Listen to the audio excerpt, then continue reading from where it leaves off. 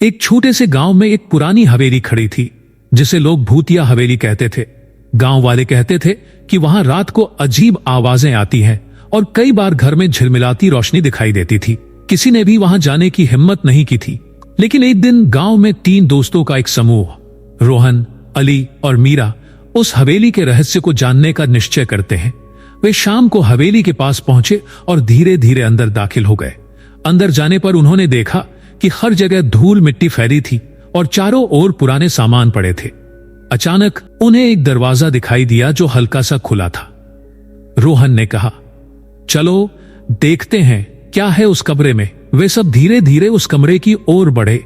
जैसे ही वे कमरे में घुसे, वहां की हवा ठंडी और अजीब महसूस हो रही थी। कमरे में एक पुराना सोने का बक्सा रखा था। अली ने कहा, क्या यह बक्सा हमारे सवालों का जवाब दे सकता है? मीरा ने बक्से को खोला और अंदर एक कागज का टुकड़ा मिला। उस पर लिखा था, यह हवेली सिर्फ एक साधारण घर नहीं है, बल्कि यह एक छुपा हुआ खजाना है। वह कागज पढ़ते ही अचानक कमरे का दरवाजा बंद हो गया। अंदर एक छोटा सा खजाना था और खजाने के पास एक और कागज था। उस कागज पर लिखा था, सच्चे दोस्त कभी नहीं डरते, वे मिलकर किसी भी रहस्य को सुलझा सकते हैं। वह दिन तीनों दोस्तों ने न केवल खजाना पाया, बल्कि यह भी सीखा कि साहस और दोस्ती से कोई भी रहस्य हल किया जा सकता है।